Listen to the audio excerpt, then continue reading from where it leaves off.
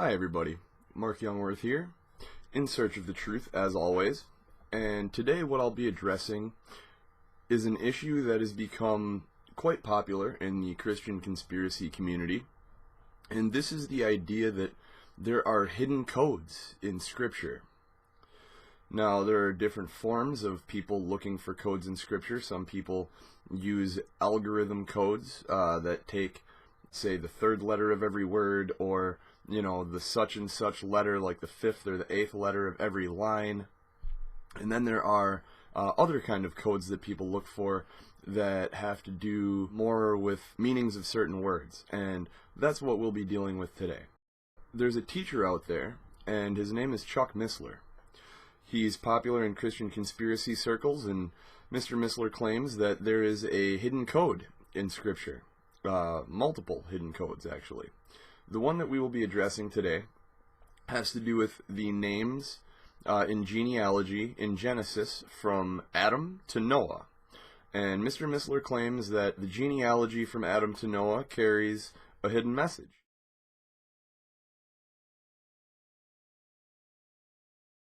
Let's get back to our little genealogy. Bear with me in Genesis 5. The first one is Adam, and that's pretty straightforward. Adamah means man, no problem there. So his son, Seth, means appointed.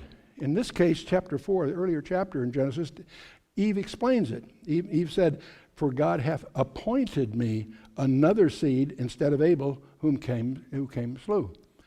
So the name Seth means appointed.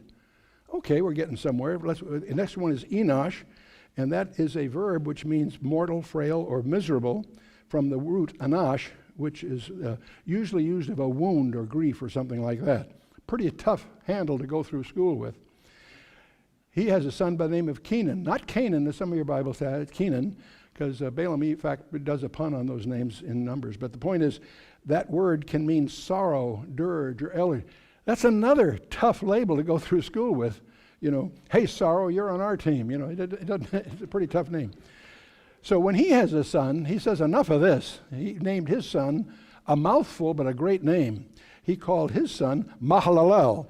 Mahal, which means the blessed or praised one, and El, of course, the name for God. So Mahalalel, it's a mouthful, but what it means is the blessed God or the praised God. So far, so good. Now his son is named Yared, which is a verb meaning to come down, and there's a whole story behind that I'll spare you for this particular discussion. And he has a son by the name of Enoch, which we've mentioned already, but what does the name Enoch mean? It turns out it's an academic term. It means commencements or teaching, if you will. And Enoch, of course, as I said before, had a son by the name of Methuselah, and of course that was his death shall bring, and that was the year when he dies is the year the flood came. We went through that. He has a son by the name of Lamech, and this is a case where the root is still available to us in our English. The root there, we see it in lament or lamentation, and Lamech means despairing. It's a root that implies despairing. And Lamech has a son by the name of Noah. How many of you have heard of Noah? I have about 60%, Graham. That's scary. Okay, I'm kidding, of course. Okay, Noah. It's derived from the Hebrew word nacham, which means to bring relief or comfort. In fact, comfort or rest is what the term implies. And in fact, his father says he calls his name Noah, saying, "The same shall comfort us." The name Noah means comfort or rest. Okay, so you've been with me so far.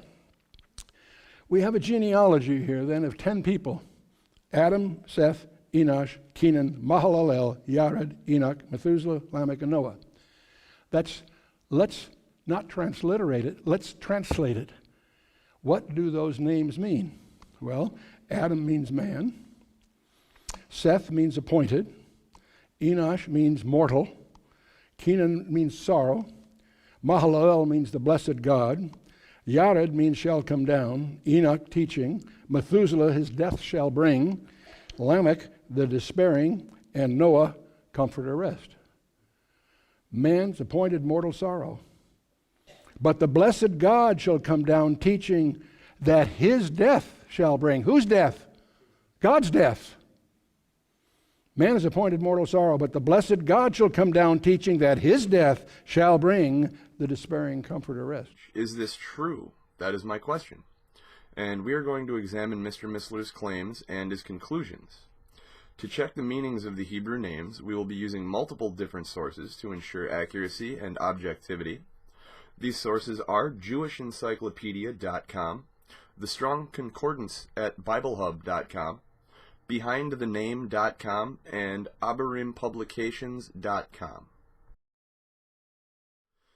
Chuck Missler claims that Adam means man.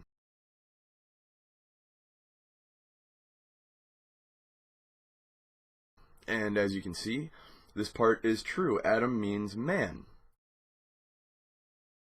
Abarim Publications gives a few different meanings of what Adam could mean, but says that it is probably best translated as living creature. Next we have the name Seth. He claims that Seth means appointed. Let's look at what our sources say.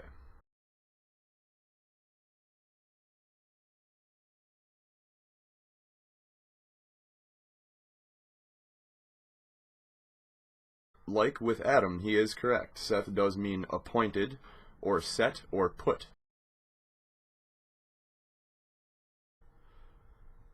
Moving on, Chuck Missler says that the next name, Enoch, comes from the word Anash, which is spelled A-N-A-S-H, which means suffering.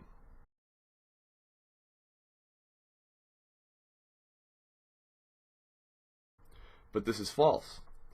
Anash does happen to belong to the same root set that Enoch belongs to. However, Enoch does not come from Anash.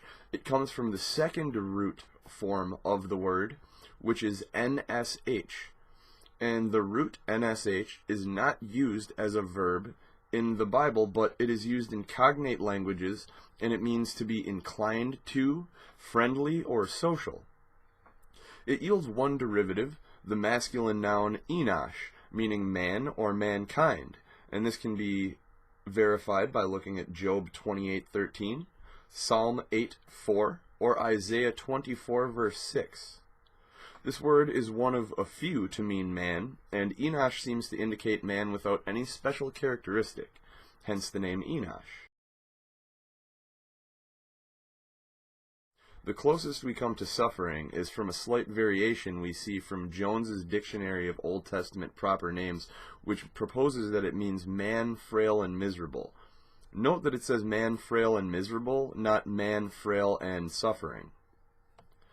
Lastly, the NOBSE Study Bible name list translates it as mortal. These translations are close enough to man to say that we have nearly complete agreement from all sources on the name Enoch meaning man. Then we have the name Kenan, which Missler claims is different from Canaan. He claims that Kenan means sorrow, dirge, or elegy. What do our multiple sources say? According to the Jewish Encyclopedia, Mr. Missler is already incorrect, as it reports that Kenan and Canaan are the same name. As well, it says that Canaan was the possessor of great astrological wisdom. BehindTheName.com is in line with this thought and says that Kenan may mean possession. BibleHub.com gives no specific definition for the name.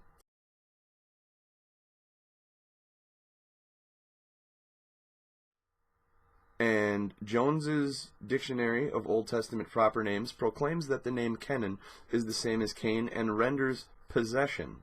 It is safe to say that if there is a specific meaning to the name Kenan, that meaning is possession. Next, Missler claims that the name Mahalalel means the blessed God or the praised God. Jewish Encyclopedia does not return any relevant results. Behind the Name gives us a user-submitted definition that claims the name to mean praise of God. And BibleHub agrees that the name means praise of God.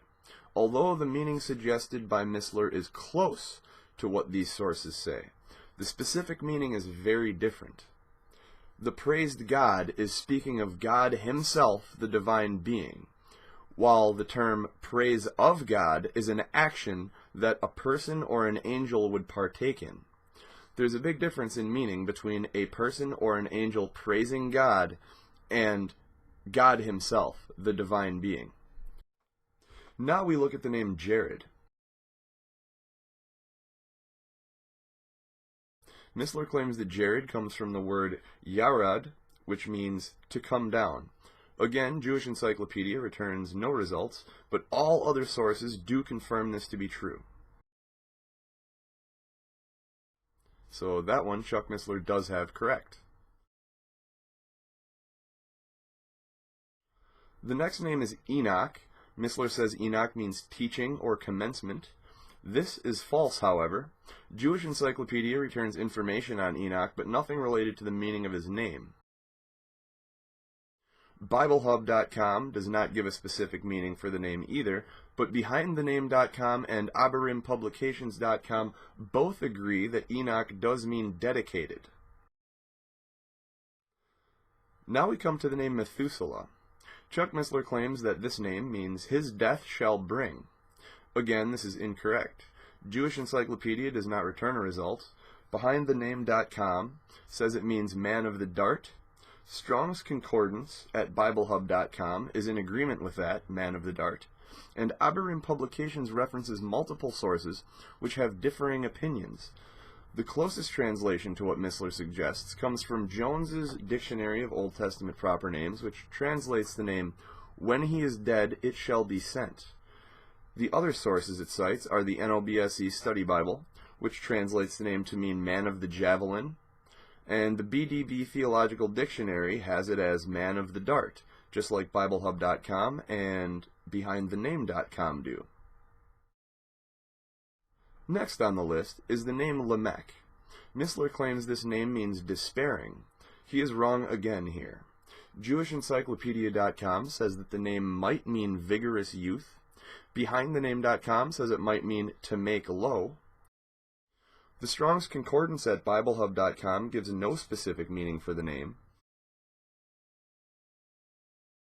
And Aberim Publications references Jones's Dictionary of Old Testament Proper Names, which says the name means powerful, and also references the NOBSE Study Bible name list, which says it means wild man.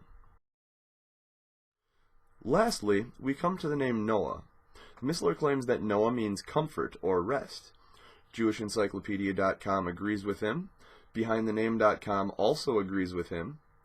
The Strong Concordance at BibleHub.com agrees as well.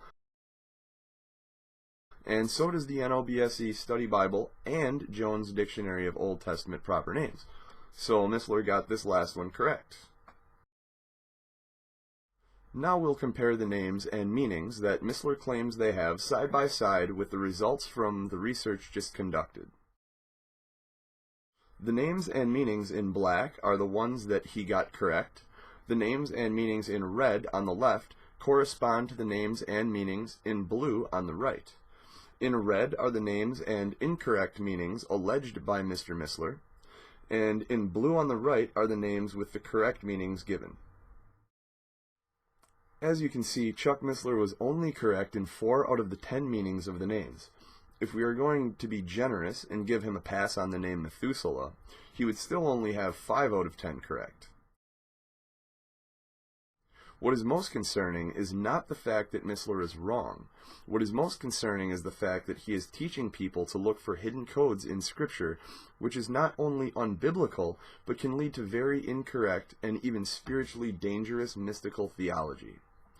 If you've been deceived by Mr. Missler, send him a message and politely let him know that you found out about this error and that he needs to correct this matter publicly, for the sake of his own integrity and, more importantly, for the sake of all the people who have been misled by these false esoteric Bible code teachings. If you would like an even more thorough breakdown of Chuck Missler's mistranslations, there is an article by a textual scholar named Michael Heiser that addresses the issue. Now, I will say that Michael Heiser is not my favorite Christian on the planet, but when it comes to textual criticism, he is a scholar who is very knowledgeable. He makes some further in-depth arguments that I don't get into in this video, so I will leave a link to that article in the video description section. And if any of you are looking for accurate and thorough Bible teachers, I highly recommend Tim Conway, Vodi Baucham, Charles Spurgeon, R.C. Sproul, John MacArthur, John Piper, Paul Washer, and James White. They are all very knowledgeable and thorough preachers. I would also recommend any preacher you can find at I'llBeHonest.com. That's I'llBeHonest.com. And I will put links in the video description to some excellent resources for those of you who desire to find solid teachers. And remember, folks, there are no hidden codes in the Bible. If God wanted us looking for codes in Scripture, He would have told us so. God gave us the Bible in language we can read and understand, so we can know His will and understand who He is, who we are as well, and how we are supposed to live according to His commandments, not so that we could go through it looking for hidden meanings. I pray this information has been helpful and informative, and that you've been blessed by it. Until next time, folks, keep trusting in the Lord and stay diligently in search of the truth.